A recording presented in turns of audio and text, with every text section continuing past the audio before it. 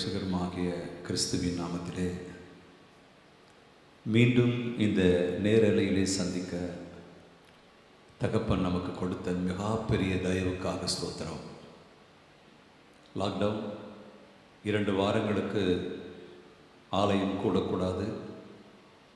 அரசாங்கம் சொல்வது நமக்கு மாத்திரமல்ல, எல்லாருக்கும் தான். எல்லாருக்கும் பொதுவாக இப்படி கூட்டம் கூடினால் தொற்று பரவும், அதன் மூலமாக இழப்புகள் வரும் என்பதனால இதை சொல்லியிருக்கிறார்கள். கடைபிடியுங்கள். நிச்சயமாக இடைவெளியை நாம் கடைபிடிக்க வேண்டும். முகக்கவசம் அணிய வேண்டும். சானிடைசர் போட்டு கைகளை நாம் கழுவ வேண்டும். கண்களை, முகத்தை, மூக்கை தொடக்கூடாது, தேவையற்று என்று சொல்லுகிறார்கள்.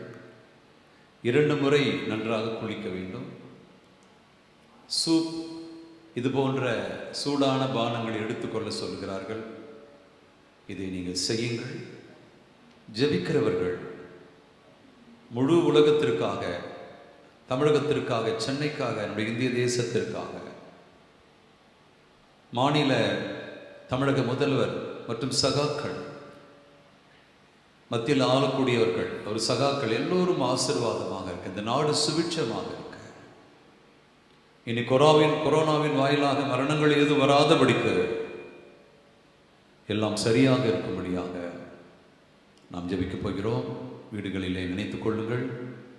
இந்த நேரலையை உங்களுக்கு முன்கூட்டி பதிவு வரும், அது அநேகருக்கு சொல்லுங்கள். நீங்களும் கண்டு கொள்ளுங்கள். அன்பும் இரக்கம் நிறைந்த எங்கள் பரலோக பிதாவே, எங்கள் ஆண்டவரும் அன்பு இரட்சகருமாகிய கிறிஸ்துவின் நாமத்திற்கு நன்றி செலுத்தி உம்முடைய சமூகத்தில் வருகிறோம். இந்த அருமையான நாளை எங்களுக்கு கொடுத்ததற்காக ஸ்தோத்திரம்.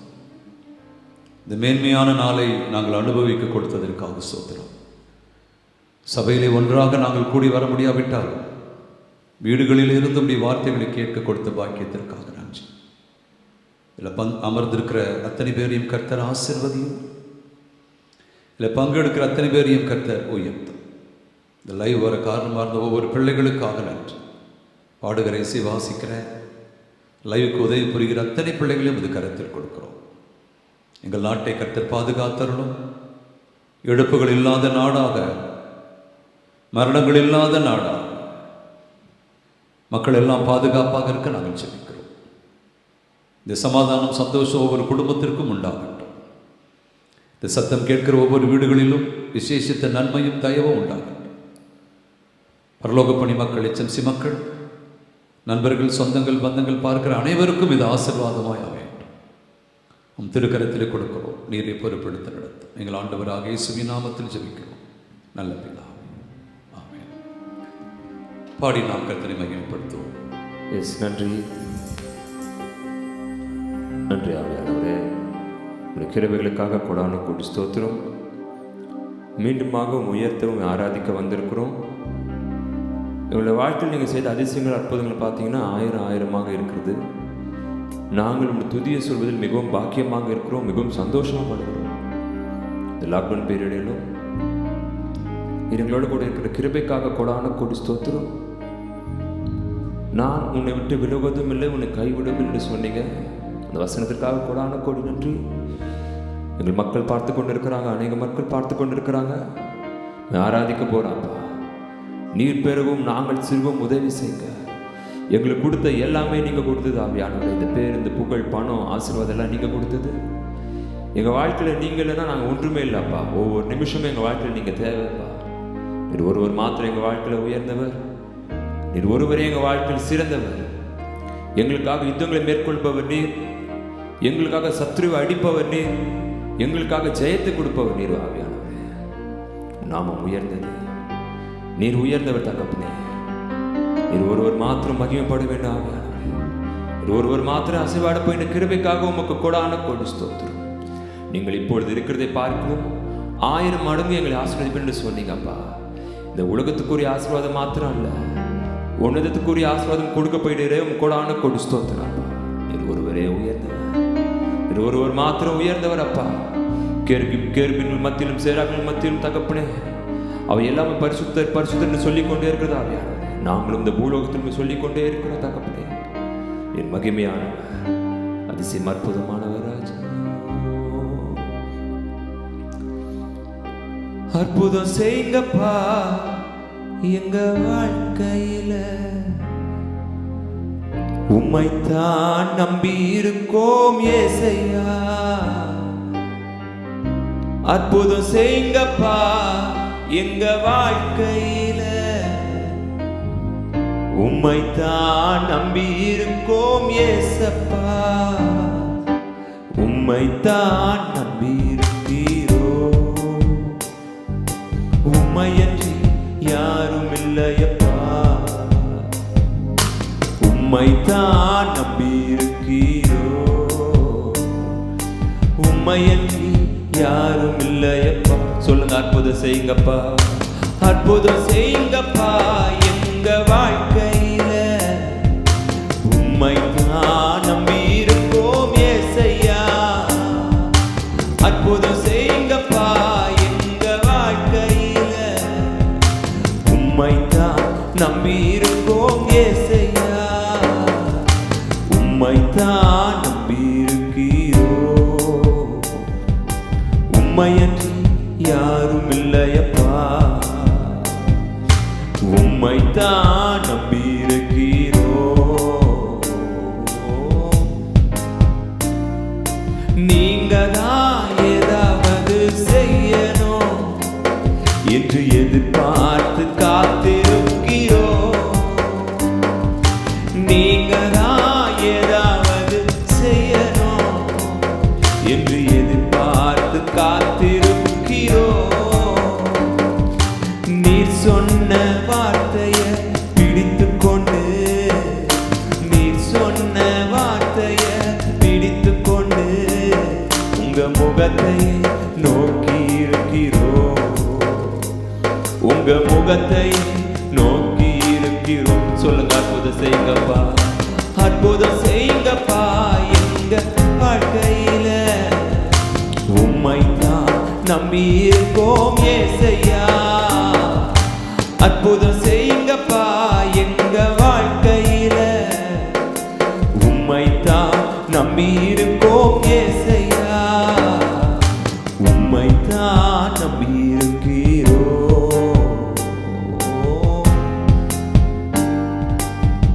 சொல்லுங்க, உம்மைத்தான், உம்மைத்தான் நம்பி இருக்கீரோ, உம்மையன்றி யாரும் இல்லை. நிந்தையும் அவமானமும், நிந்தையும் அவமானமும் சகித்துக் கொண்டு உம் செட்ட நிழலிலே வந்து நிற்கிறோ. நிந்தையும் அவமானமும் சகித்துக் கொண்டு உம் செட்ட நிழலிலே வந்து நிற்கிறீர். நிச்சயமாய் செய்வீர், நிச்சயமாய் செய்வீர் என்ற நம்பிக்கையில், நிச்சயமாய் செய்வீர் என்ற நம்பிக்கையில் உம் கரத்தை நோக்கி இருக்கிறோ, உங்க கரத்தை நோக்கி இருக்கிறோ.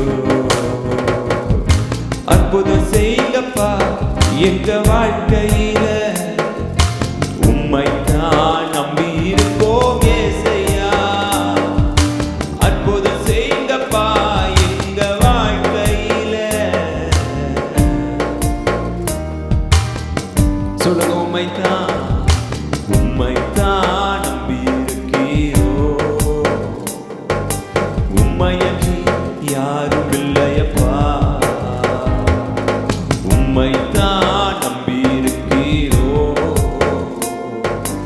உம்மையன்றி யாரும் இல்லையப்பா. கடைசி அற்புதம் செய்யுங்கப்பா, அற்புதம் செய்யுங்கப்பா எங்க வாழ்க்கையில, உம்மைத்தான் நம்பி இருக்கோம் ஏசையா.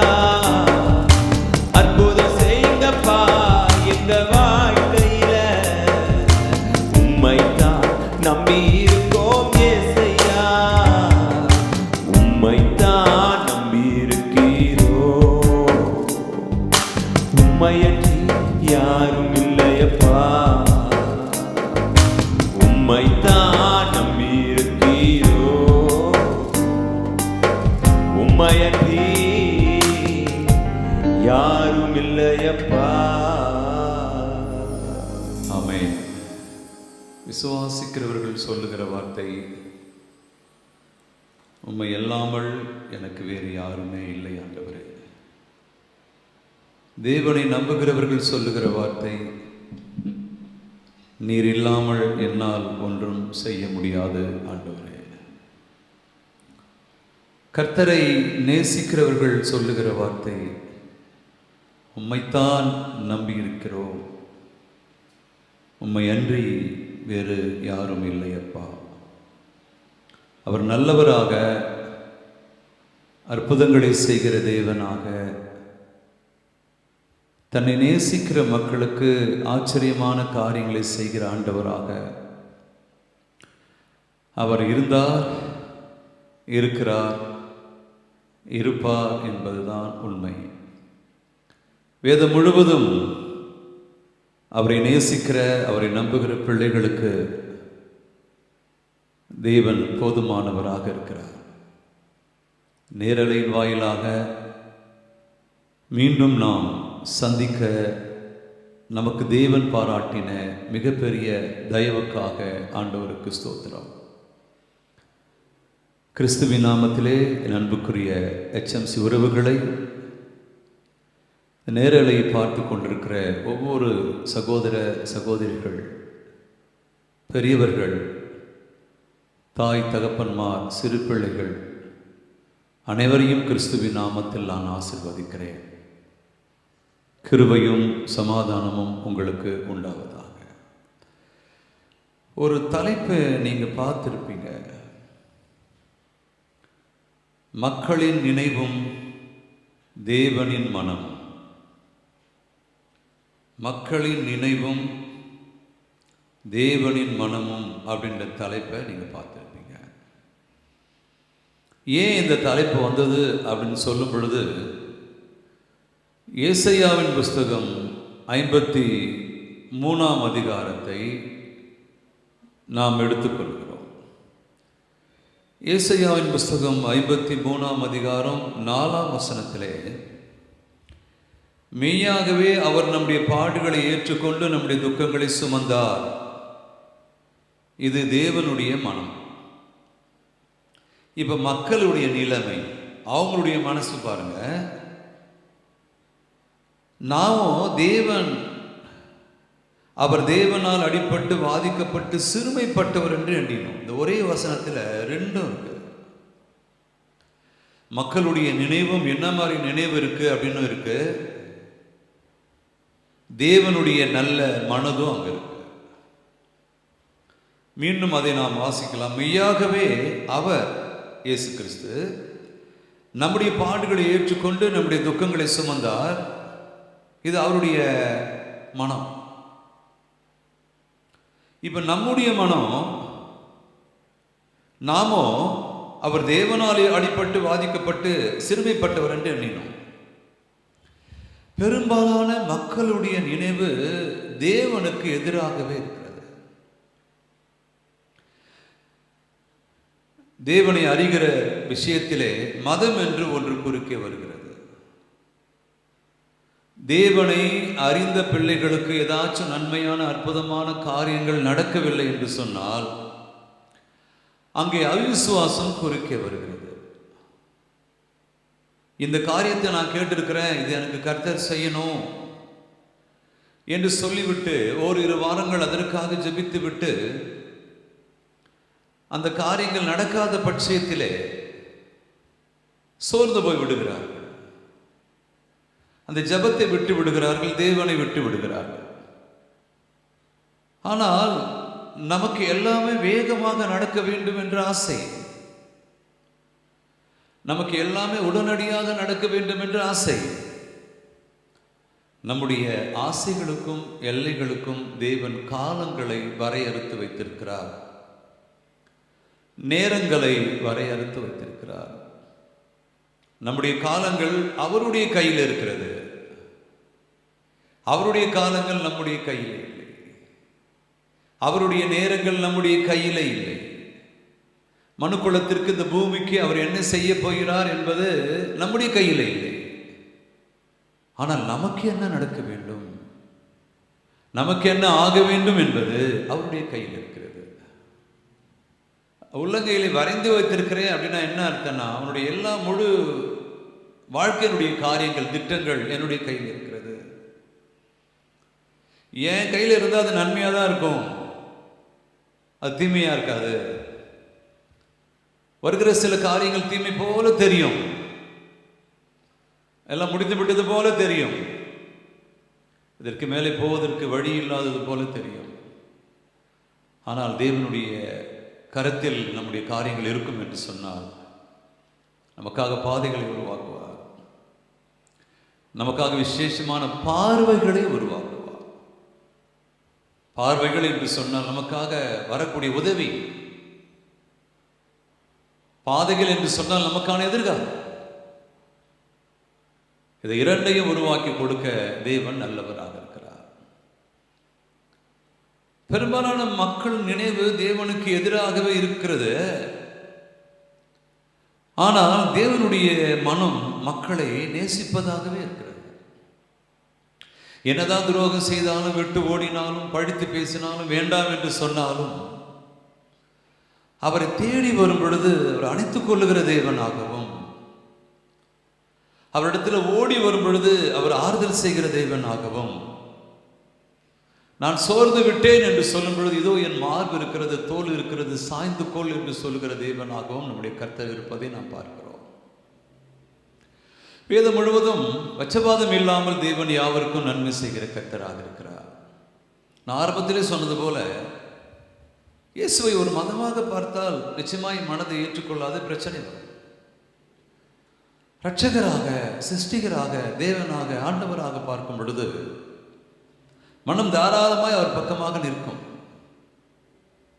ஏதோ ஒரு சிறிய எண்ணத்தை நம்முடைய சிந்தையில வைத்துக்கொண்டு பெரிய காரியங்களை நடைபெற விடாமல் நாமே தடுத்து விடுகிறோம். ஏதோ ஒரு காரியங்களை மனதில் வைத்துக்கொண்டு அதுதான் சரி என்று சொல்லி, சரியில்லாத ஒன்றை சரி என்று வைத்துக்கொண்டு சரியானதை விட்டு விடுகிறோம்.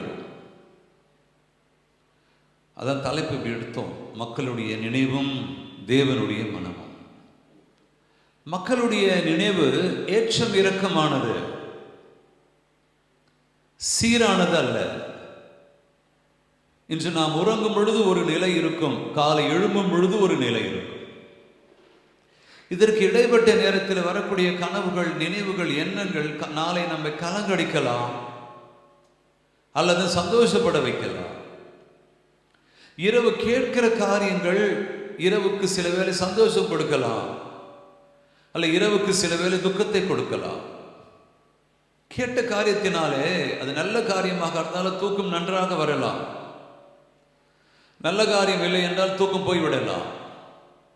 ஆனால் காலை எழும்பும் பொழுது கேட்கிற காரியம் நல்ல காரியமாக இருந்தால் அந்த நாள் முழுவதும் சந்தோஷமாக இருக்கும். பிடிக்காத காரியமாக இருந்தால் அந்த நாள் முழுவதும் நமக்கு வேதனையாக இருக்கும். ஆக நாம் நிலையில்லாத சிந்தனை உடையவர்கள். நம்முடைய எண்ண அலைகளிலே மாற்றம் இருக்கிறது, நம்முடைய யோசனைகளிலே நிறைய காரியங்கள் இருக்கிறது. ஆனால் தேவன் அப்படி இல்லை. தேவன் அப்பேற்பட்டவர் அல்ல, தெளிவானவர், சீரானவர், சரியானவர். அவரை அறிந்த மக்களுக்கு என்ன செய்ய வேண்டும் என்று திட்டங்களை சரியாக வைத்திருக்கிறார். இந்த உலகம் ஒரே நாளிலே விடிந்து ஒரே நாளிலே முடிந்து போவதில்லை. நம்முடைய வாழ்க்கையும் ஒரே நாளில் ஆரம்பித்து மறுநாள் முடிந்து போவதும் இல்லை. நமக்குன்னு குறிப்பிட்ட லாங் ரேஸ் இருக்கு, நமக்குன்னு டைம் இருக்கு. தேவனுடைய திட்டங்களும் ஒரே நாளிலே ஆரம்பித்து ஒரே நாளிலே முடிவதில்லை. ஆனால் ஒரு நாள் திட்டங்களை செயல்படுத்துவார், ஒரு நாள் காரியங்களை உருவாக்கி கொடுப்பார். எதை நாம் யோசித்து யோசித்து மறந்தே போயிருப்போம், ஆனால் அவருக்கு ஞாபகம் இருக்கும். இது நடக்காது என்று அதை விட்டு இருப்போம், அதை உயிர் கொடுத்து எழுப்பி இதோ நடக்க வைக்கிறேன் என்று ஆண்டவர் சொல்லுவார்.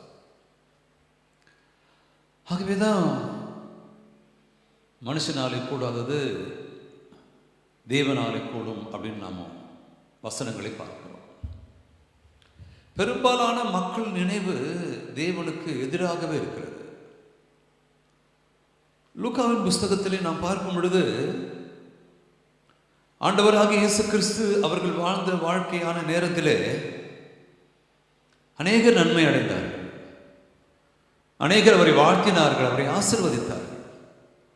என்ன இப்படி பேசுறீங்களே நீங்க? எல்லாரும் சந்தோஷப்பட்டாங்க அவருடைய நல்ல வார்த்தைகளை கேட்டு, அற்புதங்களை பார்த்து பிரமித்து போனாங்க. இப்படி யாராச்சும் அற்புதங்களை செய்ய முடியுமா? இப்படி செய்வதற்கு யாருன்னா இருக்காங்க? இப்படி ஒருவரும் ஒரு காலமும் செஞ்சது இல்லையே அப்படிங்கிறதெல்லாம் பேசுனாங்க. ஐயோ, உன்னை பெற்ற தாய் மிகவும் பாக்கியமானவள் என்று பேசினாங்க. பல அற்புதங்கள், பல அதிசயங்கள் நடந்திருக்கிற வேளையிலே, இந்த உணவு கொடுக்கிற விஷயத்தில் 5 அப்பத்தையும் 2 மீனையும் பெற்று 5000 பேருக்கு மேலாக கொடுக்கிற வேளையிலே அதை சாப்பிட்டு மகிழ்ந்தார்கள். இப்படி ஒரு அதிசயம் நடந்ததே இல்லை. இந்த அதிசயம் 5 அப்பம் 2 மீன் என்பது மேஜைக்கு அடியில வைத்து ஏதோ ஒரு பொருளை போட்டு மறைத்து எடுத்து கொடுக்க ஒரு மேஜிக் அல்ல, கண்கட்டி விதை அல்ல. அத்தனை பேரும் பார்க்க, அத்தனை பேருக்கு நியூஸ் கிடைக்க நடக்குது. சாப்பாடு இல்லைன்னு எல்லாருக்கும் தெரியும். சீசர்கள் யாரும் போய் சாப்பாடு வாங்கிட்டு வரலன்னு எல்லாருக்கும் தெரியும். அங்க ஒரே ஒரு பையன் தான் இருக்கிறான், அவங்ககிட்ட 5 அப்பம் 2 மீன் இருக்கு அப்படின்றது பரவாயில்ல, நியூஸ் போயிடுச்சு. என்னங்க என்ன செலப்பு இல்லை, சாப்பாட்டுக்கெல்லாம் வாங்குறதுக்கு பணம் இல்லையா ஏசுக்கிட்டே அவங்க சீசர்கிட்டையும். ஒரே ஒரு பையன் இருக்கான், அவங்ககிட்ட 5 அப்பம் 2 மீனுக்கு தான், அவனுக்கே பத்தாது பாவம். அப்படி ஒரு பேச்சு இருக்கிற வேலையில் அது என்னிடத்தில் கொண்டு வாருங்கள் என்று சொல்லி அதை ஜெபித்து பிட்டு கொடுக்கும் பொழுது அதுல இருந்து வருவதை பார்த்து எல்லாரும் ஆச்சரியப்படுறாங்க. நேரடியாக நடக்கிற அற்புதம், மேஜிக் இல்லை, கண்கட்டி விதை அல்ல, மறைமுகமாக செய்வதில்லை, ஒரு டேபிள்ல வச்சு பண்றதில்லை, கீழே இருந்து எடுக்கிறது இல்லை, ஒரு கவர்ல இருந்து எடுக்கிறது இல்லை. டைனமோ ஒரு மேஜிக் பண்ணார், மீனை பக்கெட்ல இருந்து கொட்டுற மாதிரி. அதுக்கு அப்புறமா விளக்கம் போட்டிருந்தாங்க. அதை 3-4 நாளைக்கு முன்னாக ஒரு ஓட்டை மாதிரி போட்டு இது மாதிரி மீன் எல்லாம் அந்த ஓட்டை வழியாக கொட்டி, அவர் கொட்டி சாய்க்கிறப்ப அந்த வழியாக மீன் வர மாதிரிலாம் பிளான் பண்ணி வச்சிருக்காங்க. அதெல்லாம் கண்கட்டி விதை. ஆனால் ஆண்டவராக இயேசு கிறிஸ்து செய்தது அதிசயம், அற்புதம், நேருக்கு நேராக. எதையும் மறைக்கவில்லை. நீங்க வெளியே நில்லுங்க, நான் உள்ள போயிட்டு உங்களுக்கு லஞ்ச் கொண்டு வரேன், அப்படி இல்லை. நீங்க எல்லாரும் வெளியே நில்லுங்க, நான் இந்த ஆளை உள்ள போய் ஜெபம் பண்ணிட்டு கண்ணை நான் சுகமாக்கிட்டு வரேன், அப்படி இல்லை. மக்கள் மத்தியிலே எத்தனை பேர் கூடி இருந்தார்களோ அத்தனை பேர் மத்தியிலே நடந்த சம்பவம். அது 100ஆக இருக்கலாம், 200ஆக இருக்கலாம், 500ஆக இருக்கலாம், 1000ஆக இருக்கலாம், 10,000ஆக இருக்கலாம். அத்தனை பேருக்கு முன்பாக நடந்த சம்பவங்கள் தான். ஒரு சம்பவங்களையும் ஆண்டவராக இயேசு கிறிஸ்து செய்தார். மறைமுகமாக எதையும் அவர் செய்யவில்லை. இப்படி எல்லாவற்றையும் அனுபவித்து பார்த்தவர்கள், எல்லாவற்றையும் கவனிச்சவங்க, அவரை புகழ்ந்தவங்க, பாராட்டினவங்க.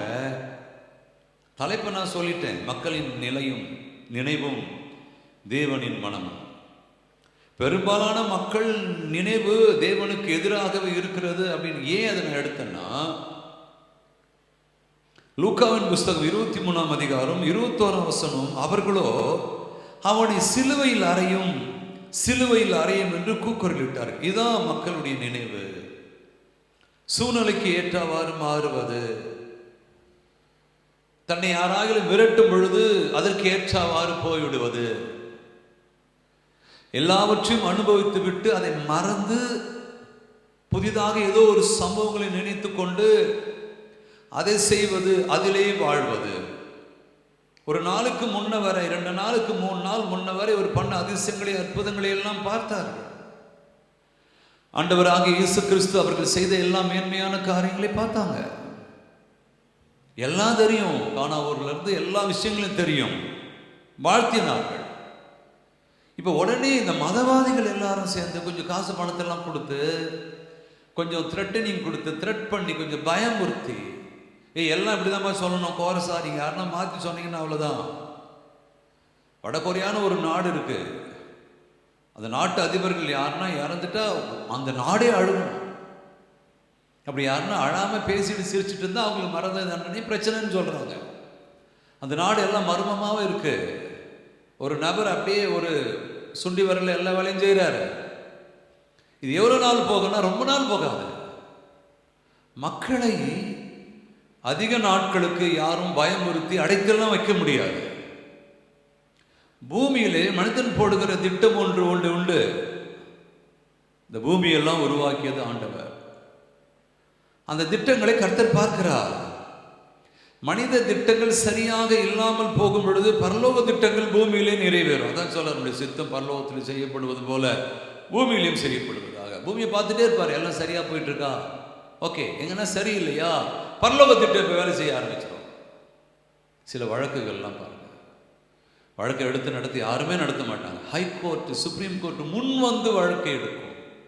அப்படின்னா என்ன அர்த்தம்னா, நாங்கள் நீதி செய்ய போகிறோம் என்று அர்த்தம். ஒரு வழக்கு நடந்திருக்கும், உலகத்துக்கு தெரியும், மீடியாவில் வந்திருக்கும், அது கண்டுபிடிச்சிருக்க மாட்டாங்க, இன்வெஸ்டிகேஷன் தப்பாக இருந்திருக்கும், அரசியல் தலையீடு இருக்கும், உடனே சுப்ரீம் கோர்ட் வரும், ஹைகோர்ட் வரும். இந்த வழக்கை நாங்கள் தாமாகவே முன்னெடுக்கிறோம். அப்ப என்ன அர்த்தம்னா, இந்த வழக்கில் யாருக்கும் அநீதி நடந்திருக்கிறது, இருக்கிற சூழ்நிலையை பார்த்தா அவங்களுக்கு நீதி கிடைக்கிற மாதிரி தெரியல, இந்த வழக்கை எங்ககிட்ட கொடுங்க, நாங்கள் விசாரிக்கிறோம், எஃப்ஐஆர் போடுங்க, நாங்கள் விசாரிக்கிறோம், நாங்கள் நீதி கொடுக்கிறோம். அப்படிதான் மனுஷனுடைய திட்டங்கள் சரியாக இல்லாத பட்சத்தில், அது ஆன்மீகமோ அரசியலோ எதுவாக இருந்தாலும் ஒரு குறிப்பிட்ட நேரம் வரை கர்த்தர் அனுமதிப்பார். மனித திட்டங்கள், மனித சட்டங்கள் சரியாக போகும் பொழுது, சரியாக இல்லாத பொழுது தேவ திட்டம் பூமியில நிறைவேறுவதற்கு கர்த்தர் உதவி செய்வார். அது வரைக்கும் நல்லா இருந்தவங்க இப்போ இவங்களெல்லாம் பயம்லாம் மூர்த்தி எல்லாம் ஒன்றா சேர்ந்து என்ன பண்றாங்க, அவர்களோ அவனை சிலுவையிலே அறையும், சிலுவையிலே அறையும். இதுதான் மக்களுடைய நினைவு. பெரும்பாலான மக்களுடைய நினைவு தேவனுக்கு எதிராகவே இருந்துருச்சு பாருங்க.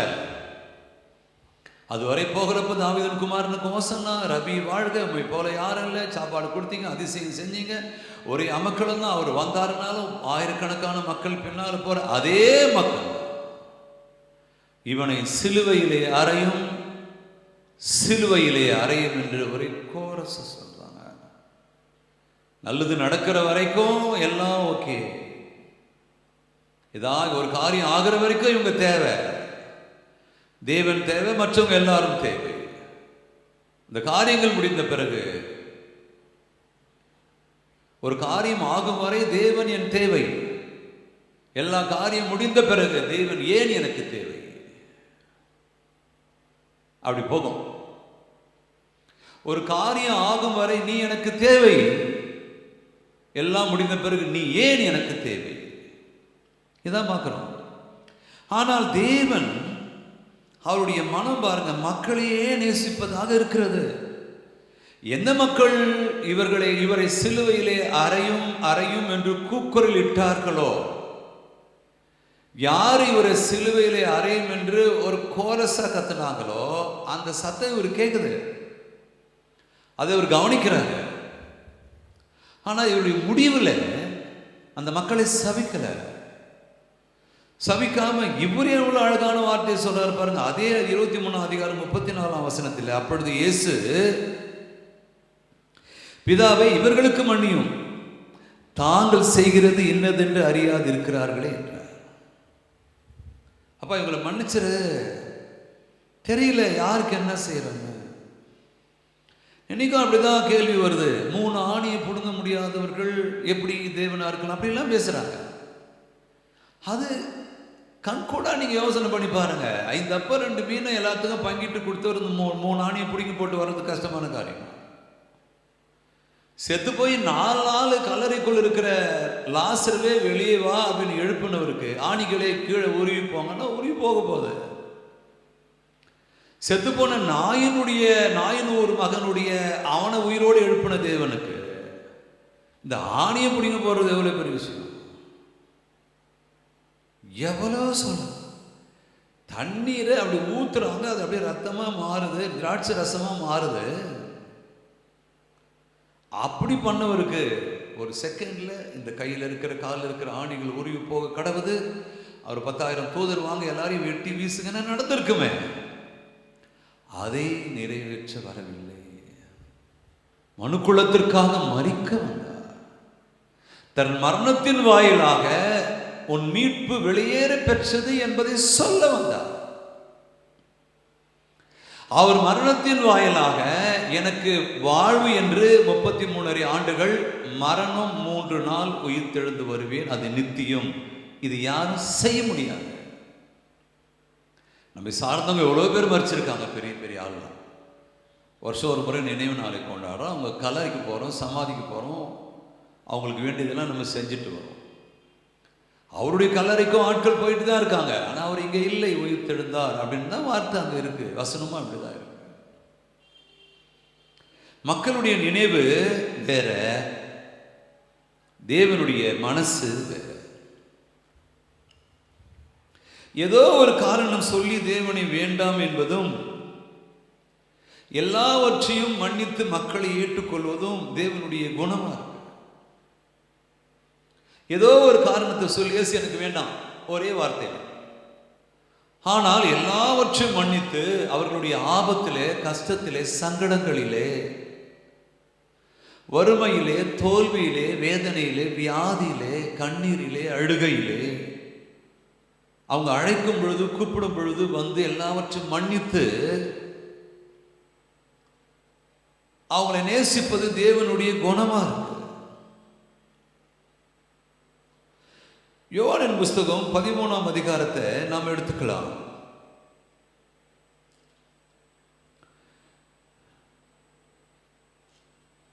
பதினாறாம் வசனத்திலிருந்து சில வசனங்கள் நான் உங்களுக்கு வாசிக்கிறேன்.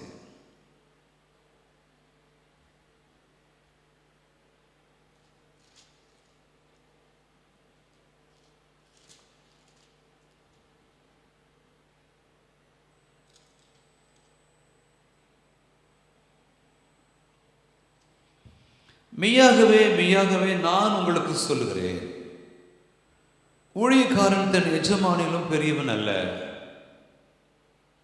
அனுப்பப்பட்டவன் தன்னை அனுப்பினவரிலும் பெரியவன் அல்ல. நீங்கள் இவைகளை அறிந்திருக்கிறபடியினால் இவைகளை செய்தீர்களானால் பாக்கியவான்களாக இருப்பீர்கள். உங்கள் எல்லாரையும் குறித்து நான் பேசவில்லை, நான் தெரிந்து கொண்டவர்களை அறிவேன். ஆகிலும் வேத வாக்கியம் நிறைவேறத்தக்கதாக என்னுடனே அப்பம் புசிக்கிறவன் என் மேல் தன் குதிகாலை தூக்கினான். அது நடக்கும்பொழுது நானே அவர் என்று நீங்கள் விசுவாசிக்கும் பொருட்டு இப்பொழுது அது நடப்பதற்கு முன்னமே அதை உங்களுக்கு சொல்லுகிறேன். ஒரு ரகசியத்தை இங்கு போட்டு வைக்கிறார். யூதாஸ் என்னை காட்டி கொடுப்பான், அவன் கூட தான் இருக்கான், இது மாதிரிலாம் காரியம் செய்வான். நான் உங்களுக்கு இப்ப சொல்றேன், உங்களுக்கு இப்ப அது புரியாது, அது நடக்கும் பொழுது உங்களுக்கு புரியும், அந்த காரியம் நிறைவேறும் பொழுது உங்களுக்கு புரியும். அதே போல ஆண்டவராக இயேசு கிறிஸ்துவை யூதாஸ் காட்டி கொடுத்து அவன் ஆண்டு கொண்டு செத்த பிறகு அந்த இடத்துக்கு ஒரு ஆளை செலக்ட் பண்ணுங்கிறப்ப இவங்க எல்லாரும் ஒட்டுமொத்தமா பேசுறாங்க. யூதாஸின் சம்பவம் நடக்க நடக்க நடக்க எல்லாருக்கும் புரியுது. ஆனால் இவரு எவ்வளவு நல்லவர் பாருங்க. ஏதோ ஒரு காரணம் சொல்லி தேவனை வேண்டாம் என்பதும், எல்லாவற்றையும் மன்னித்து மக்களை வேண்டும் என்பதும் ஆண்டவருடைய குணமா இருக்கு. கூட தான் இருந்தான் யூதாஸ். அவனை வெறுக்கல, சொல்லிக் கொடுக்கல, இவன் தான் பிரச்சனைக்குரியவன் சொல்லல. ஆனா அந்த இறுதி கட்டத்தில் சொல்லுகிறார், ஒருவன் எனக்கு எதிராக குதிகாலை தூக்குவான். நீங்க அது நடக்கிறப்ப புரிஞ்சுப்பீங்க, இவருக்கு ஆபத்து கூட இருக்கிறது, ஆனாலும் அதை மன்னித்து நேசிக்கிற தேவனாக இருக்கிறார். அங்குதான் ஆச்சரியமான விஷயமா இருக்கு. இதெல்லாம் தெரிஞ்ச விஷயங்களை மேலோட்டமாகத்தான் நாம் பார்க்கிறோம்.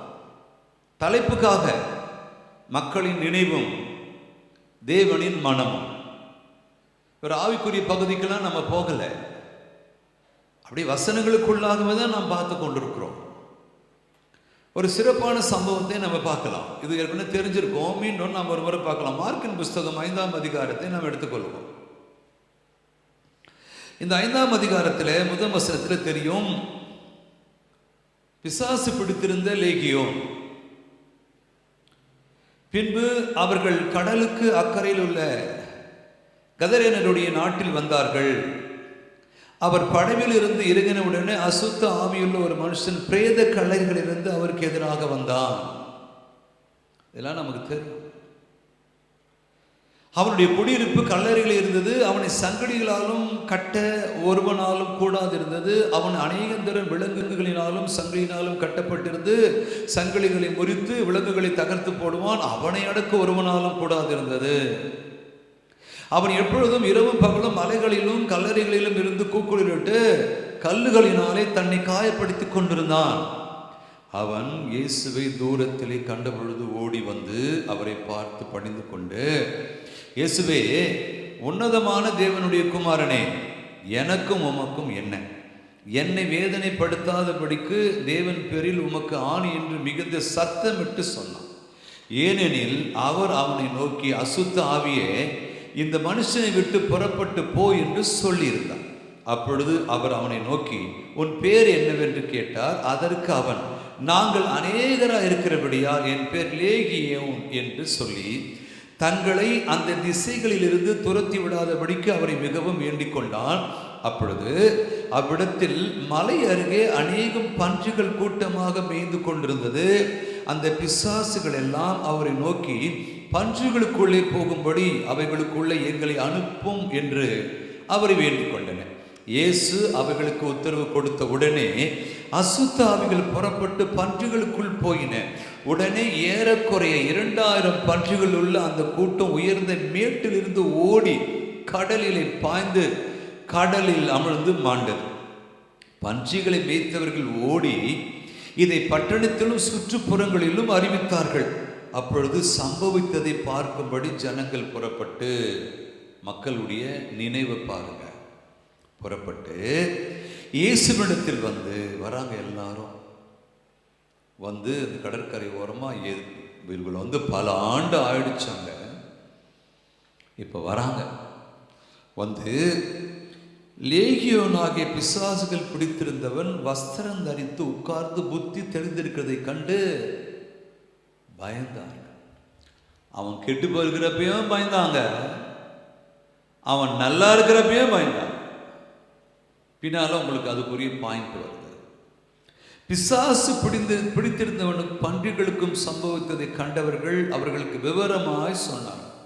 இப்படிலாம் நடந்தது. இயேசு சீசர்களோடு வந்தாரு. கடல்ல இருந்து இவன் கத்திக்கிட்டு போய் கத்தனா, என்னவோ பேச்சுவார்த்தை நடந்தது, பேசினாங்க. பன்றிகளுக்குள்ள விடுன்னு சொன்னான். உடனே அவன் நல்லா ஆயிட்டான். பன்றிகள்லாம் கடலில் விழுந்து 2000 பன்றிகள் செத்து போச்சு. அப்போ பன்னி வளர்க்குறது பெரிய பிஸ்னஸ். இப்போ நல்லா கவனிங்க, மக்களுடைய மனநிலை பாருங்க. அப்பொழுது தங்கள் எல்லைகளை விட்டு போகும்படி அவரை வேண்டிக் கொள்ள தொடங்கினார். எவ்வளோ வேதனையான விஷயம் ஏங்க! இவன் ரொம்ப பொல்லாதவன், சாதாரணமான ஆள் கிடையாது. நாங்கள் எல்லாரும் இந்த பக்கம் வந்து ரொம்ப வருஷம் ஆகுதுங்க. அது காரணம் இவன் தான். இப்பேற்பட்ட ஒரு பயங்கரமான ஆளை சரி பண்ணி வச்சிருக்கிறீங்களே, நீங்கள் எவ்வளோ நல்லவர். வாங்க, கொஞ்சம் எங்கள் வீட்டு பக்கம் வாங்க, வந்து எங்களுக்கு ஏதாச்சும் ஒரு நல்ல வார்த்தைகளை சொல்லுங்க அப்படின்னு சொல்கிறத விட்டுட்டு பண்ணி போயிடுச்சுன்ற கவலையில் நீங்கள் எங்கள் எல்லைகளை விட்டே போயிடுங்கன்னு சொன்ன உடனே இங்க ஒரு பெரிய அற்புதமான காரியம் ஒன்று நடந்திருக்கு. ஒருவேளை அந்த ஊரார் இயேசுவை கூட்டு இருந்தா ஒரு இடத்துக்கு மாத்திரம் போயிட்டு வந்துட்டு இருப்பார். ஆனால் லேகியோன் பிசாசு பிடித்திருந்த இவன் புத்தி தெளிந்து, உங்களோட நான் வரேன் அப்படின்னு இயேசுகிட்ட பர்மிஷன் கேட்குறான். அவர் சொல்லார், வேண்டாம், நீ உங்க ஜனத்துக்கு போய் சொல்லு. அவன் என்ன பண்றான், தெக்கப்போலிக்கு போறான். டெக்காபோலிஸ் 10 பட்டணங்கள் என்று அர்த்தம்.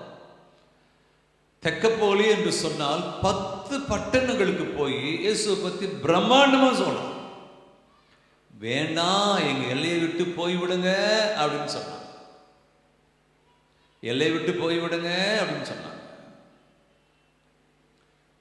அவர் அந்த எல்லைக்கு வந்திருந்தா ஒரு சின்ன கிராமத்துக்கு மாத்திரம் சுவிசேஷம், பரலோகத்தை குறித்து எல்லாவற்றும் குறித்து சொல்லிட்டு மீண்டும் படகுகள் ஏறி அந்த பக்கம் போயிட்டு இருப்பார். வேண்டாம் போயிடுங்கன்னு சொன்ன உடனே இவன் எழுந்தான் 10 பட்டணங்களுக்கு போய் இயேசுடைய மேன்மை சொன்னான். நம்ம என்ன நினைக்கிறோம்? ஒரு இடத்துல தேவனுடைய ஊழியங்களை தடை பண்ணால், பேசக்கூடாது என்று சொன்னால், சபை நடத்தக்கூடாது என்று சொன்னால், முழு ராஜ்யம் அப்படியே ஸ்தம்பித்து விடும் நினைக்கிறோம் இல்லையா? அப்படிலாம் இல்லை. அவர் தேவன், அவர் மகத்துவமானவர், அவர் சர்வ வல்லவர், அவர் நீதியின் தேவன். அவர் வேலையை அவர் ரொம்ப சரியாக செய்வார். நாங்கள் மின்சில் இருக்கிறப்ப என் நண்பன் ஒருத்தர் தான், இப்போ இது அவன் கூட பார்த்துட்டு இருக்கலாம், டி ராஜேந்தர்னு பேர், திருச்சியில் இருக்கிறான், தஞ்சாவூரில் இருக்கிறான். எனக்கு அகென்ஸ்டாக இருப்பார். நான் ஜெபம் பண்ணால் நான் அங்கே ஜெபம் பண்ணுவேன், எனக்கு அகென்ஸ்டாக இருக்கும். திடீர்னு காலங்கள் சொல்றது, அவர் எங்கே இருக்காருன்னு தெரியல, நான் எங்கே இருக்காருன்னு தெரியல, நான் சென்னைக்கு வந்துட்டேன். திடீர்னு ஒரு ஃபோன் கால் வருது, பிரைஸ் தி லார்ட் அப்படின்னு. இந்த வாய்ஸ் கொஞ்சம் தான் எனக்கு தெரியுது, எங்கேயோ கேட்ட சத்தமா இருக்கு. ஏன்னா அவருடைய வாய்ஸை கேட்டு ரொம்ப நாள் ஆச்சு. திரும்பி பிரைஸ் தி லார்ட் சொல்றார், கண்டுபிடிச்சிட்டேன், T Rajendar, amen, praise the lord. இன்னைக்கு தஞ்சாவூர் தான், தஞ்சையில் இன்னைக்கு ஒரு சபை வச்சுக்கிட்டு பாஸ்டர். மில்ச்சில் இருந்தவர். நான் ஜெபம் பண்ண டிஸ்டர்ப் பண்ணுவார், என் கூட ஆர்குமெண்ட் பண்ணுவார், இதெல்லாம் சரியில்லைன்னு சொல்லுவார். என்ன நடந்தது எனக்கு தெரியாது, தேவனுக்கு தெரியும். நாம் ஒன்று நினைப்போம், கர்த்தர் ஒன்று நினைப்பார். என்னுடைய ஊரில் அண்ணன் ரட்சிக்கப்பட்டிருக்காங்களோ, ஆண்டவர் எடுத்துட்டு இருக்காங்களோ தெரியலையே அப்படின்னு நினச்சிக்கிட்டு இங்கே இருந்தோம். சென்னையில் ரொம்ப நாள் ஆச்சு ஊர் பக்கம் போயிட்டு. திடீரென்று ஒரு நாள் நாங்கள் ஒரு கல்யாணத்துக்கு, மயலம் என்று சொல்லுகிற இடத்துல கல்யாணத்துக்கு போகும் பொழுது, அங்கே சொந்தக்காரெல்லாம் நிறைய பேர் வந்திருக்காங்க. அங்கே பாட்டு நிறைய பேர் ஆண்டவர் எடுத்துட்டு இருக்காங்க, ரட்சிக்கப்பட்டிருக்காங்க. இவர்கள் எல்லாம் வேண்டாம் என்று சொன்னவர்கள் ஆண்டவர் ஏதோ ஒரு காரணத்துக்காக, ஏதோ ஒரு காரணத்துக்காக வேண்டாம் என்று சொன்னவர்கள் ஏதோ ஒரு காரணத்துக்காக தேவனை வேண்டும் என்று சொல்லுகிறார்கள். வேண்டாம் என்று சொல்வது ரொம்ப ரொம்ப ஈஸி. ஆனால் அது நம்மை விட்டு போகும் பொழுது, அதன் மூலமாக வரக்கூடிய பிரச்சனைகள், போராட்டங்கள், இதெல்லாம் யார் என்னை விடுவிப்பா, யார் எனக்கு விடுதலை கொடுப்பா, யார் என்னை பாதுகாப்பார் என்று நாம் அங்கலாய்க்கிற பொழுது, தேவன் வந்து உதவி செய்யும் பொழுது, அவர் எவ்வளோ தேவையாக இருக்கிறது என்று ஆபத்தை உணர்ந்த, நோயிலே கஷ்டப்பட்ட, மரணத்தை பார்த்த, கஷ்டத்தை பார்த்த, குடும்ப சூழ்நிலையில் இருக்கிற எல்லா விதமான கடினமான பாதைகளை பார்த்தவர்களுக்கு நன்றாக தெரியும் தேவன் எவ்வளவு தேவையானவர். அவர் இல்லை என்றால் இது நான் இல்லை என்று அநேகர் சொல்லுவார். அதுதான் உண்மை. இதே மனசுதான் ஒரு நாள் கர்த்தரை வேணான்னு சொல்லிச்சு. என் நண்பர்கிட்ட ஆர்கியூ பண்ணுவேன். மில்ச்சில் அவரும் கேட்டிருப்பார், ஜான் பெருமாள், திருப்பூரில் டாக்டராக இருக்கார். இப்போ இந்த லைவ் அவரும் பார்ப்பாரு, என்கிட்ட போராடுவார். நான் இல்லை, எல்லாம் ஒன்று தான். ஃபீவர் வந்துருச்சு, மூளை காய்ச்சல், அது வந்துட்டா கஷ்டம். கொண்டு போய் ஹாஸ்பிட்டலில் போட்டாங்க. அஸ்ஸாமில் இருக்கும் பொழுது ஹாஸ்பிட்டலில் பெட்டில் இருக்கிறப்ப ஒரு காப்பில் எங்களுடைய ஷூலாம் தைக்கிற ஒருத்தர், அவர் அங்கேயே தங்கியிருப்பார், ஃபேமிலியோட ஹெட் குவார்ட்டரில் இருப்பார். அவங்க மனைவியோடு கூட கஞ்சி காசி கொண்டு வரார். அவர் யாருன்னு தெரியாது. நான் அவரையே பார்க்குறேன். இப்போ நமக்கு உடம்பு சரியில்லைன்னா பிரெட்டு சாப்பிடணும்னு சொல்கிறது போல, அந்த பக்கம் உடம்பு சரியில்லைன்னா ரைஸ் கொடுக்க சொல்லுவாங்க. நான் கஞ்சி வாங்கி குடிச்சிக்கிட்டு அவர்கிட்ட பேசுகிறேன், கோனே வேற நாம எஸ்பால் ஹே மற்ற கத்தெல்லாம் சொல்கிறார். அப்புறம் தான் சொல்கிறாரு, நான் ஆண்டவராக இயேசு கிறிஸ்துவை அறிந்திருக்கிறேன். அவர் ஆண்டவராக இயேசு கிறிஸ்துவ அறிஞ்சாரு எனக்கு தெரியாது. எனக்கு அப்போ அவர் தேவையில்லை. ஆண்டவராக இயேசு கிறிஸ்து நண்பன்கிட்ட ஆர்கியூமெண்ட் பண்ணிட்டு இருக்கிறேன். இன்னொரு சார் இருந்தார், கேரளாவை சார்ந்தவர். மிசோராமில் இருக்கும் பொழுது பயங்கர பனி. அவர் முன்னால் 9 பாட்டில் வச்சுட்டு, நான் ப்ராமிஸ் பண்ணுறேன் இனிமேல் தொட மாட்டேன்னு சொல்லிட்டு, இந்த லிங்க் அவருக்கு அனுப்ப எனக்கு வாய்ப்பு இல்லை. எப்படியாச்சும் கர்த்தர் தான் அந்த லிங்க் அவரை பார்க்க வைக்கணும். அவர் நம்பர் எதுவும் என்கிட்ட இல்லை. அவர் சொல்கிறாரு, பொன்னரசு இங்கே பனி கொட்டிக்கிட்டு இருக்கோம், குளிர் ரொம்ப இருக்கும், இது அப்பப்போ கொஞ்சம் எடுக்கணும். இல்லை சார், என்னை உள்ளத்துக்குள்ள ஆண்டவர் வந்துட்டார், இனிமேல் நான் தொட மாட்டேன். அன்னைக்கு பிராமிஸ் பண்ணோம், இன்னை வரை அதை கர்த்தர் காப்பாற்றும்படி செய்தார், இன்னை வரைக்கும் தொடரல. அன்னைக்கு அதுக்கு முன்னாலே ஆர்குமெண்ட் பண்ணுவோம் எல்லாத்துக்கிட்டையும் தேவையில்லை என்று சொல்லி. ஆனால் ஆபத்துகளும் கஷ்டங்களும் வரும்பொழுது தேவன் தான் தேவை என்று நமக்கு நல்லாக தெரியும். வேண்டாம் என்று ஒதுக்கின அநேகர் தான் இப்பொழுது தேவன் வேண்டும், கர்த்தர் வேண்டும் என்று வாழ்கிறார்கள். இங்க ஒரு குடும்பம், ஒரு ஃபேமிலி, ஒரு ஊரு, ஒரு பெரிய ஜனங்கள் வேண்டாம் எங்களை விட்டு போயிடுன்ட்டாங்க. ஏன்னா இதெல்லாம் சிறப்பான பட்டணம், சீரான பட்டணம், ஹை கிளாஸ் பட்டணம், சிட்டி, இதெல்லாம் ஹை கிளாஸ் சிட்டி. இதெல்லாம் யோவானின் புஸ்தகத்துக்கு வாங்க, 4ஆம் அதிகாரத்துக்கு வாங்க. இங்க ஒரு உலகத்தால் ஒதுக்கப்பட்ட ஒரு சிட்டி, ஒரு ஒதுக்கப்பட்ட ஒரு வில்லேஜ், ஒதுக்கப்பட்ட ஒரு மக்கள் இருக்காங்க. 4ஆம் அதிகாரம் உங்களுக்கு எல்லாத்துக்குமே நல்லாவே தெரியும் இங்க என்ன சம்பவம். சமாரியா ஸ்திரீக்கும் ஆண்டவராக இயேசு கிறிஸ்துக்கும் நடக்கிற ஒரு சம்பாஷணை. மேசையா வருவார் என்று சரியாக நினைவு வைத்துக் கொண்டு இயேசு கிட்ட கேள்வி கேட்ட ஒரு அற்புதமான வீர பெண்கள் இவர்கள். எரிகோவில் இருந்தாங்களே ராகா, அவர்களும் ஒரு வீர மங்கைதான். 2 பேர் அழகாக பாதுகாத்து காப்பாற்றி சாப்பாடுலாம் கொடுத்து பத்திரமா எரிகோல இறக்கி விட்டு அனுப்பினாங்க. வீரப்பெண் தான், எல்லாரும் பயந்த வேலையில. அதே போல இந்த அம்மா சாதாரணமான ஆள் அல்ல. இயேசுவோடு பயங்கர சம்பாஷணை நடக்கிறது, அதெல்லாம் நமக்கு தெரியும். 25ஆம் வசனம், 4:25. அந்த ஸ்திரீ அவரை நோக்கி, கிறிஸ்து என்னப்படுகிற மேசியா வருகிறார் என்று அறிவேன், அவர் வரும் பொழுது எல்லாவற்றையும் நமக்கு அறிவிப்பார் என்றார்.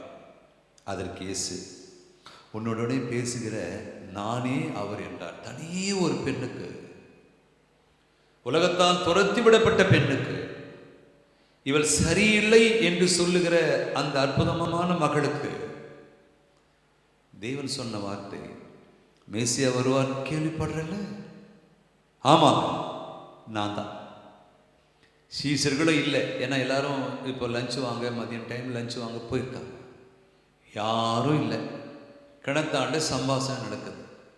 இவ்வளோ விஷயம் பேசணும்ல, மேசியா வருவார்னு சொன்னல, ஆமாங்க தெரியல, ஆமாம் உன்னுடனே பேசுகிற நான் தான் அது.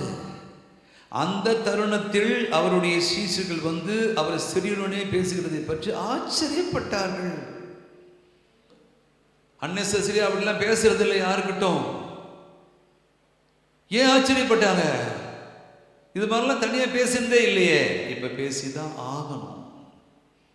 ஏன்னா இவங்க முன்னால பேசினா அந்த அம்மாவுக்கு இன்னும் ஸ்ட்ராங்கா முத்திரை குத்துவாங்க. கும்பலோடு கும்பலா சொல்லாம தனி ஒரு நபருக்கு சுவிசேஷம் சொன்னதுனால அந்த ஊரே ரட்சிக்கப்பட, அந்த சமுதாயமே இவரை ஏற்றுக்கொள்வதற்கு இவங்க காரணமா இருக்காங்க. ஆகிலும் என்னை தேடுகிறீர் என்றாவது, ஏன் அவருடனே பேசுகிறீர் என்றாவது ஒருவனும் கேட்கவில்லை. அப்பொழுது அந்த ஸ்திரீ தன் குடத்தை வைத்துவிட்டு ஊருக்குள்ளே போய் ஜனங்களை நோக்கி, குடத்தை அங்கேயே வச்சுட்டாங்க. ஏன் வச்சுட்டாங்கன்னா திரும்பி வருவேன்னு அர்த்தம்.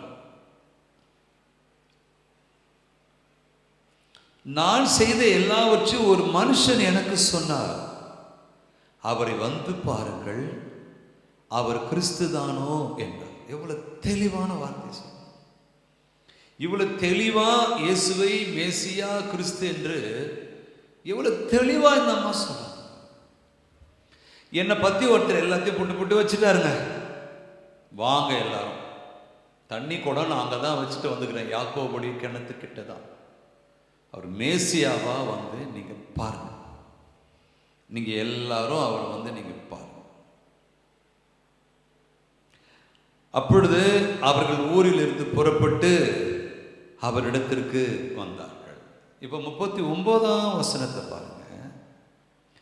நான் செய்த எல்லாவற்றையும் எனக்கு சொன்னார் என்று சாட்சி சொன்ன அந்த சிறியனுடைய வார்த்தை நிமித்தம் அந்த ஊரில் உள்ள சமாரியர் அநேகர் அவர் மேல் விசுவாசம் உள்ளவர்கள் ஆனார்கள்.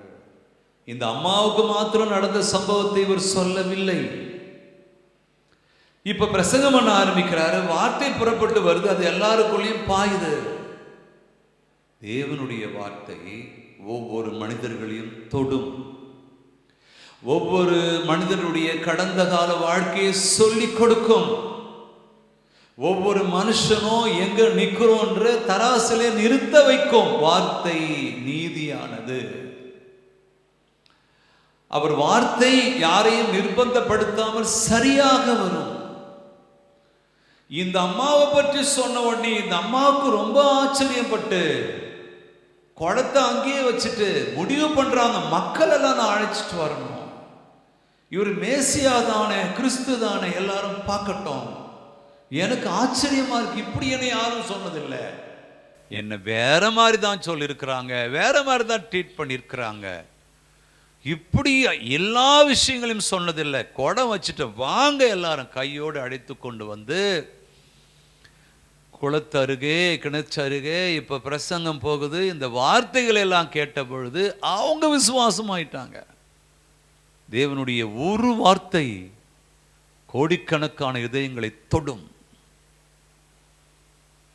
நீ பயப்படாதே என்கிற வார்த்தை உலகம் முழுவதும் தேவனை நம்புகிற பிள்ளைகளை தொட்டுத்தான் இருக்கிறது.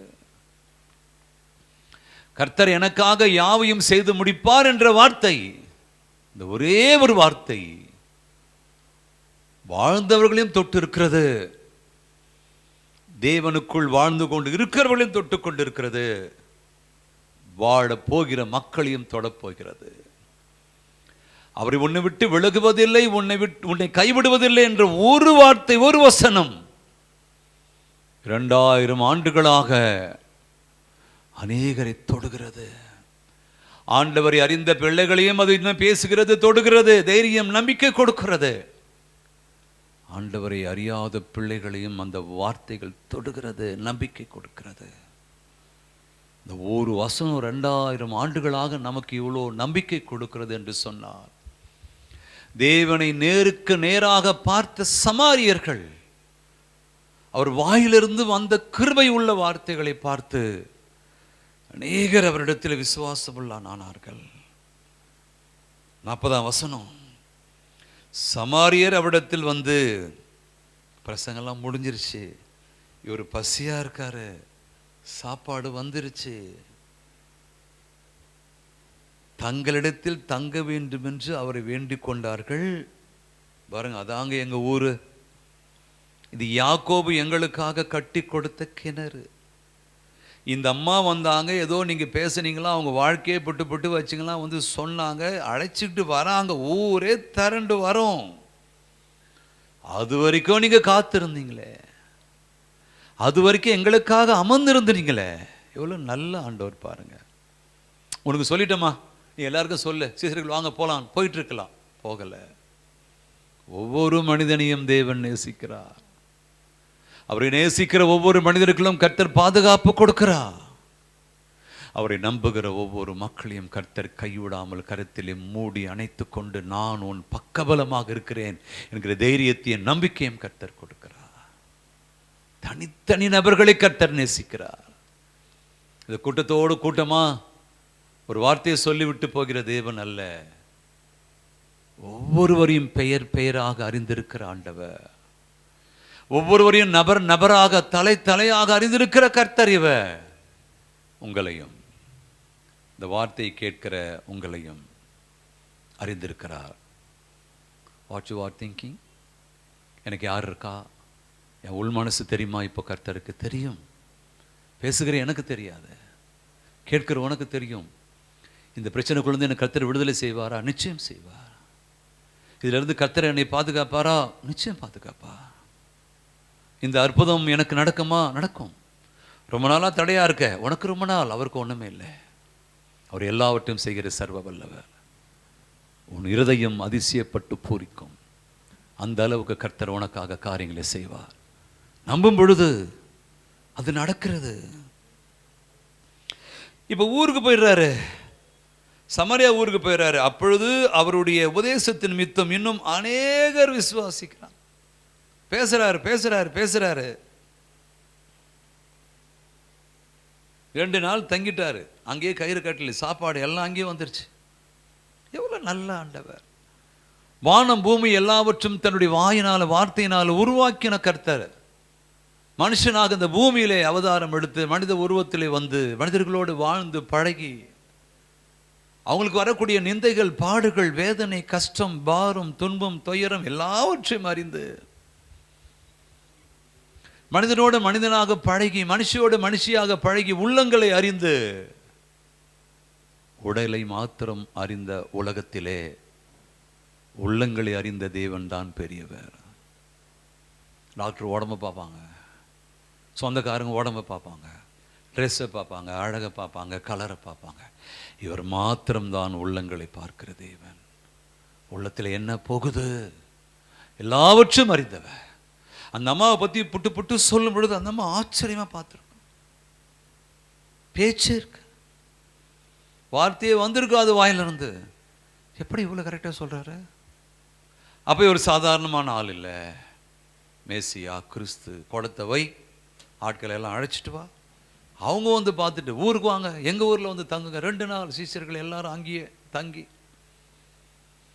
இப்போ அந்த ஊரார் ஒரு ஸ்டேட்மெண்ட் கொடுக்குறாங்க பாருங்க, சேர்ந்து 41:2 அந்த ஸ்திரியை நோக்கி, உன் சொல்லின் மித்தம் அல்ல, அவருடைய உபதேசத்தை நாங்களே கேட்டு அவர் மெய்யாய் கிறிஸ்துவாகிய உலக இரட்சகர் என்று அறிந்து விசுவாசிக்கிறோம்.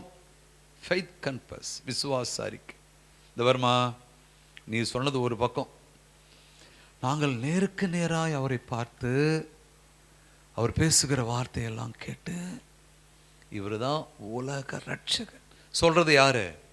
ஆண்டவரை அறியாத, உலகத்தாலே ஒதுக்கி வைக்கப்பட்ட சமாரியர், தாழ்ந்தவர்கள் என்று சொல்லக்கூடிய அவங்க ஸ்டேட்மெண்ட் கொடுக்குறாங்க.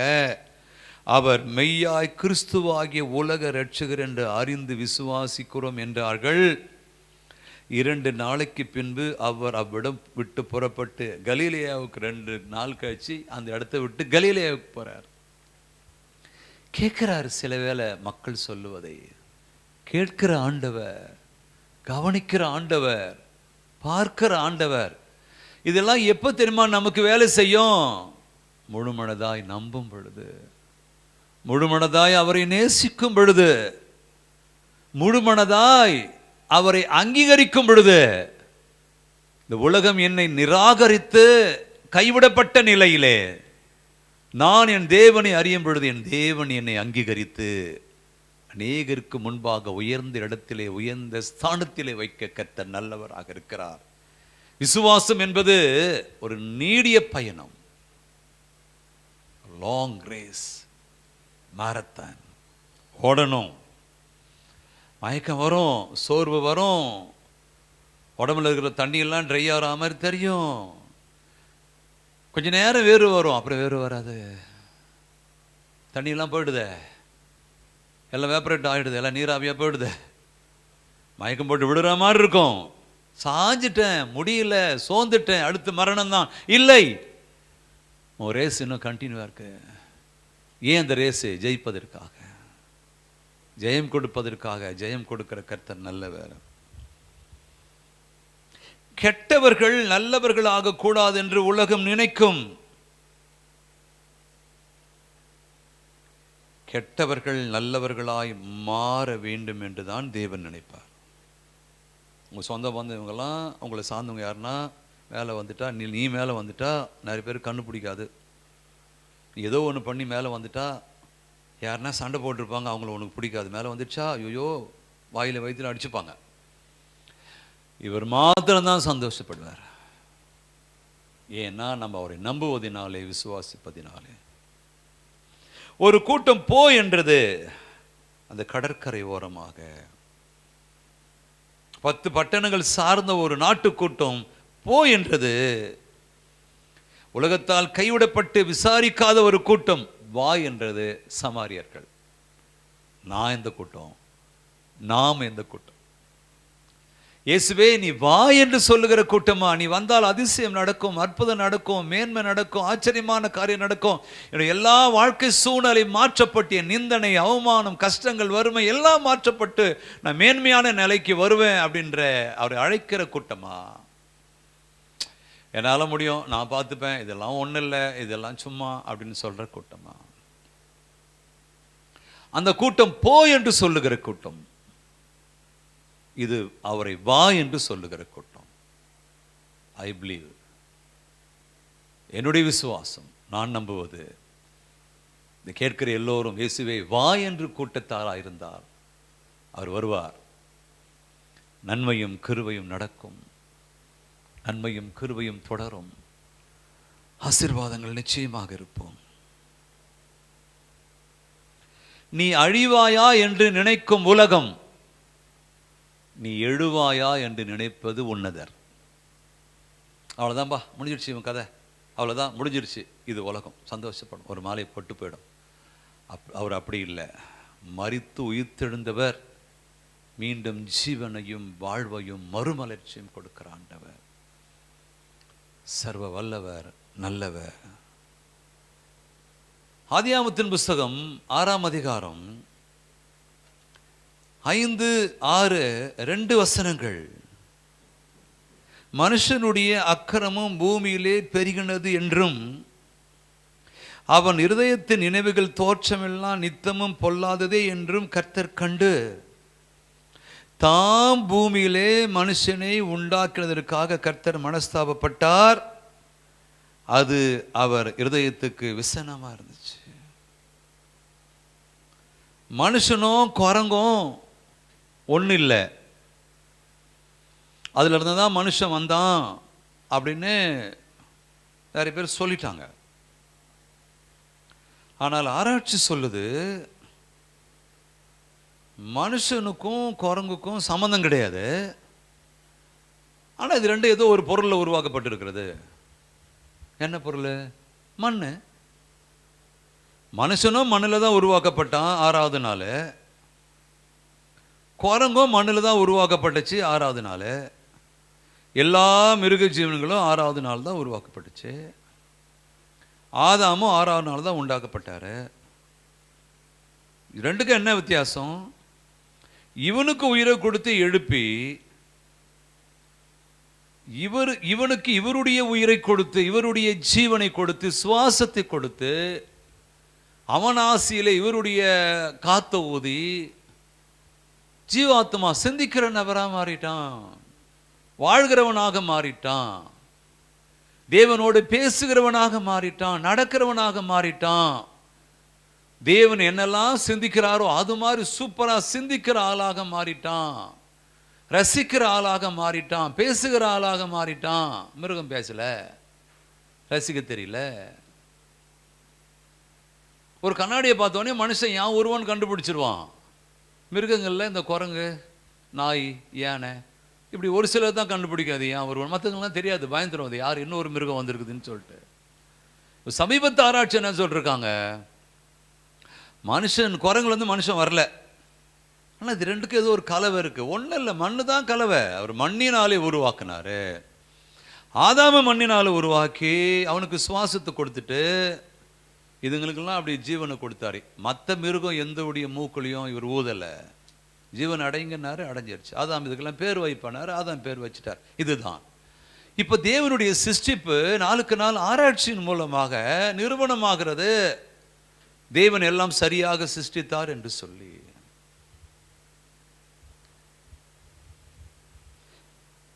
வசனப்படுறாரு. நான் ஆசையா உருவாக்கின மனுஷன் இப்படிதான் இருப்பானா? அன்னையிலிருந்து இன்னைய வரைக்கும் மனித எண்ணங்கள் தேவனுடைய கரை சபைக்கு, தேவனுடைய காரியத்துக்கு விரோதமாக தான் இருக்கு. எல்லாரும் இல்லை, கொஞ்சம் போல. அதே தேவன் என்ன பண்றாரு பாருங்க, எவ்வளவு அற்புதமான காரியம் பண்ணி அந்த கோபத்தெல்லாம் தணிச்சு மக்களுக்கு எவ்வளவு அழகான ரட்சிப்பு கொடுக்கிறாரு. யோவான் 3:16 உலகம் முழுவதும் அறிந்த ஒரு வசனம். தேவன் தம்முடைய ஒரே பேரான குமாரனை விசுவாசிக்கிறவன் எவனோ அவன் கெட்டு போகாமல் நித்திய ஜீவனை அடையும்படிக்கு அவரை தந்திரளி இவ்வளவாய் உலகத்தில் அன்பு கூர்ந்தார். ஆதாம தந்திரளினாரு, அன்பெல்லாம் போயிடுச்சு, வம்பாயிடுச்சு. இவர் வந்தார், எல்லாம் சரியாயிடுச்சு. மக்களின் நினைவும் தேவனின் மனமும் பற்றி நாம் பார்த்துட்டோம். நான் என்ன நினைக்கிற ஆண்டவரை பற்றி, அதுதான் என்னுடைய வாழ்க்கையிலே நடக்கும். ஆண்டவரை வாயினாலே ஒரு வார்த்தை பேசிவிட்டு உள்ளத்தினாலே நான் வேறு மாதிரி நினைக்கிறேன் அப்படின்னு சொன்னா அதுக்கு ஏற்ற மாதிரி தான் நடக்கும். நான் உள்ளத்தில் ஆண்டவரை உயர்வான வார்த்தைகளை, உயர்வான எண்ணங்களை வைத்துக்கொண்டு என் வாயினால் அவர் உயர்வா பேசுறேன்னா அதுதான் நடக்கும். அவர் தேவன், அவர் ஆண்டவர், அவர் சர்வ வல்லவர், அவர் போதுமானவர், அவர் நேசிக்கிறவர், யாருக்கு உதவி செய்கிறவர், யாரெல்லாம் அழைக்கிறார்கள் எல்லாருக்கும் ஏதாகிலும் ஒரு வகையில் பதில் கொடுத்து ஆதரிக்கிறவர். அவரை நம்ம நல்லபடியாக நினைப்போம், நல்லபடியாக யோசிப்போம், அவர் வேண்டும் என்று சொல்லுவோம், எனக்கு தேவன் சொல்லுவோம். இந்த பெரிய போராட்டமான வாழ்க்கையில் ஒவ்வொரு நாளும் உடைய உதவி எனக்கு வேணும். ஒவ்வொரு வினாடியும் நீங்கள் என்னை நோக்கி பாருங்க, என்னை கவனிங்க, நான் உண்மை நம்புகிறேன். நான் மற்றவங்கள மாதிரி பேச மாட்டேன் உங்களை குறித்து. அந்த ஊரார் சொன்னாங்களே போய்விடு என்று, அப்படி அல்ல. சமாரியார் சொன்னது போல வந்து விடு, ஒவ்வொரு நாளும் எனக்குள்ள வாழுங்க, ஒவ்வொரு நாளும் நடத்துங்க, எனக்காக பேசுங்க, எனக்காக நில்லுங்க. நான் சில வேளை பலனற்று போகிறேன், உதவி செய்வதற்கு ஆள் இல்லை, தனி ஒரு நபராக நான் யோசிக்கிறேன், ஃபினான்சியலில் ரொம்ப வீக்காக இருக்கேன், என் மனதை அறிந்தவர்கள் யாரும் இல்லை, உதவி செய்பவர்களும் யாரும் இல்லை, தூக்கி விடுறதுக்கும் யாரும் இல்லை. சில வேளை நடப்பினமாக நான் வாழறேன், வெளியே சொல்ல முடியல, சாக முடியாது, வாழ்ந்தாகணும், ஒவ்வொரு நாளும் போராட்டம், பலன் இல்லை, ஆட்கள் இல்லை எனக்கு உதவி செய்வதற்கு, என் முன்னோர்கள் சேர்த்து வைத்த சொத்து இல்லை, என்னை அறிந்தவர்களே என்னை புரிந்து கொள்ளவில்லை, என் உழைப்பு வீணாய் போகிறது, என் உடம்பெல்லாம் ஒடுங்கி விட்டது, உள்ளமெல்லாம் சோர்ந்து விட்டது, ஏமாற்றப்பட்டிருக்கிறேன், அவமானப்பட்டிருக்கிறேன், அசிங்கப்படுத்தப்பட்டிருக்கிறேன், இனிமேல் எதையும் தாங்க எனக்கு பலன் இல்லை, எதையும் தாங்க எனக்கு சக்தி இல்லை. என்னை யார் புரிந்து கொள்கிறார்களோ இல்லையோ, நீர் என்னை புரிந்த ஆண்டவராக இருக்கிறேன். உம்மை நான் நம்புகிறேன், உம்மை நான் நேசிக்கிறேன். என் மனசிலிருந்து, சிந்தனையிலிருந்து, உள்ளத்திலிருந்து, விசுவாசத்திலிருந்து ஒரு நாளும் உமக்கு விரோதமான ஒரு காரியமும் நான் பேசாமல் உம்மையே நேசித்து நம்புகிறேன். என் கைவிடாமல் நிச்சயமாக நடத்துவேன், அந்த நம்பிக்கை எனக்கு இருக்கிறது என்று சொல்லிவிட்டேன். தேவன் அப்படி சொல்லுங்கள், தேவன் நிச்சயம் உங்களுக்கு நன்மை செய்வார். எழுமி நிற்போம், ஆண்டவருக்கு நன்றி செலுத்துவோம். நேற்றும் இன்றும் என்றும் மாறாத எங்கள் சர்வ வல்லமையுள்ள தேவனே, எங்கள் ஆண்டவராகிய இயேசு கிறிஸ்துவின் நாமத்தில் மீண்டும் உம்முடைய சமூகத்தில் வருகிறோம். இந்த நாளை எங்கள் கர்த்தர் எங்களுக்கு தந்ததற்காக உமக்கு நன்றி. ஒன்றாக நாங்கள் ஆலயத்திலே கூடி ஜெபிக்காவிட்டாலும் ஒன்றான மெய்தேவனாகிய உம்மை அறிந்த அறிவை கொடுத்ததற்காக நன்றி. இந்த வார்த்தை கேட்ட எல்லா மக்களையும், HMC மக்களையும், மற்ற எல்லா சகோதர சகோதரிகளையும் கர்த்தர் நீர் ஆசீர்வதித்து இந்த வார்த்தையினாலே அவர்களை பலப்படுத்தும்படியாக நான் ஜெபிக்கிறேன். இந்த கொரோனா காலத்திலே தொற்று அதிகம் பரவாமல் இருக்க நாங்கள் ஜெபிக்கிறோம். சீக்கிரம் இந்த லாக்டவுன் முடிந்து சபைகளை திறப்பதற்காக நாங்கள் ஜெபிக்கிறோம். இழப்புகள், மரணங்கள் அதிகம் வராதபடிக்கு முற்றிலுமாய் தடுக்கப்பட வேண்டும் என்று ஜெபிக்கிறோம். ஒவ்வொரு வீட்டு மேலும் எங்கள் ஆண்டவராகிய இயேசுவின் வார்த்தையும் வல்லமையும் தெளிக்கப்படும்படியாக நாங்கள் ஜெபிக்கிறோம். எங்கள் நாட்டை ஆசீர்வதியும், தமிழகத்தை ஆசீர்வதியும், முதலமைச்சர் சகாக்களை, மத்தியிலே ஆளுகிற அத்தனை பேரையும் சகாக்களை ஆசீர்வதி எங்கள் தமிழகத்தை, சென்னையை, இந்திய திருநாட்டை கர்த்தர் ஆசீர்வதிக்கும்படியாக நாங்கள் ஜெபிக்கிறோம். ஒவ்வொரு குடும்பத்தின் மீதும் கிருபை இருக்கட்டும். இந்த லைவுக்கு காரணம் அந்த ஒவ்வொரு பிள்ளைகளுக்காக நாங்கள் ஜெபிக்கிறோம். தொடர்ந்து நடத்தும், கிருபையினாலும் மூடும். எங்கள் ஆண்டவரும் அன்பு ரட்சகருமாக இயேசுவின் நாமத்தில் ஜெபிக்கிறோம் நல்ல பிதாவே, ஆமே. என் ஆத்துமாவே கர்த்தரை ஸ்தோத்திரி, முழுவலுமே பரிசுத்த நாமத்தை ஸ்தோத்திரி. என் ஆத்துமாவே கர்த்தரை ஸ்தோத்திரி, அவர் செய்த சகல உபகாரங்களையும் மறவாதே. ஆமென். God bless you. நீங்கள் ஆசீர்வதிக்கப்பட்ட மக்கள், நன்றாக இருப்பீர்கள், சுகமாக இருங்கள். மீண்டும் அடுத்த லைவில் சந்திப்போம். கர்த்தர் நல்லவர். Praise the Lord.